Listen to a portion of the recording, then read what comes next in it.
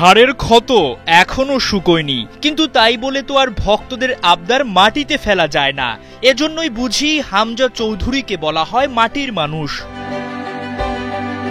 মলিন মুখে দেশ ছাড়ছে ফুটবলাররা, অথচ এই দৃশ্যপটটা ভিন্ন হতে পারত।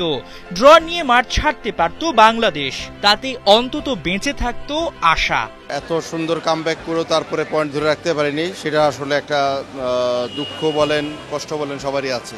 হোপফুলি আমাদের যে চেষ্টাটা ছিল উইন করার জন্য, সেই উইন করার চেষ্টা না করে যদি আমি যেটা নিজের ব্যক্তিগত এটা যদি মনে করি যে যদি আমরা কালকে 1 পয়েন্টের জন্য চেষ্টা করতাম তাহলে হয়তো 1 পয়েন্ট পেতাম। কাপ্তান জামাল ভুঁইয়াও মানছেন একই কথা।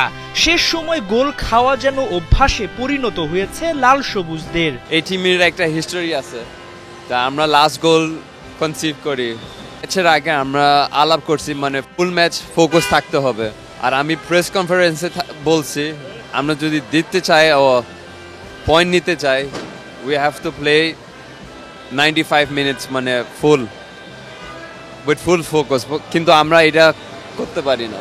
যদি কিন্তুতে এশিয়ান কাপের মূল পর্বে খেলা বেশ মুশকিল, সে বাস্তবতা জেনেই হংকং চায়নায় অ্যাওয়ে ম্যাচ খেলতে যাচ্ছে বাংলাদেশ। যদিও এখনই হাল ছেড়ে দিতে নারাজ কাপ্তান জামাল ভুঁইয়া। বাকি 3 ম্যাচে জয় নিয়ে টুর্নামেন্টে টিকে থাকার করবেন সর্বোচ্চটুকু চেষ্টা।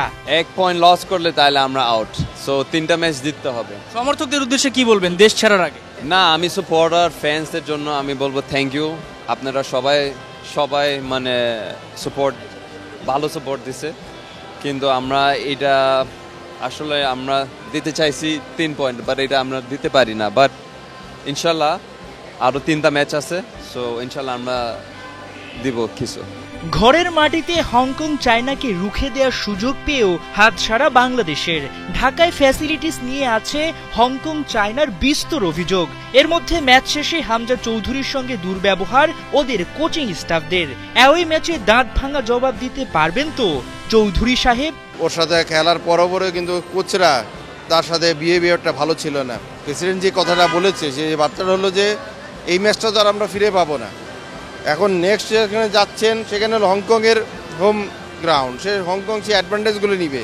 সেখান থেকে এই রাগারাগি বা মাঠে ক্রস করে কোনো রকম যেন কাট যেন না খায়, তাহলে এই জন্য কাট খেয়ে যদি দেখা যায় পরের যে ম্যাচগুলো আছে, এখন তো আমাদের একটা অবস্থা হলো যে অন্যান্যরা কি করে সেদিকে তাকায় থাকা।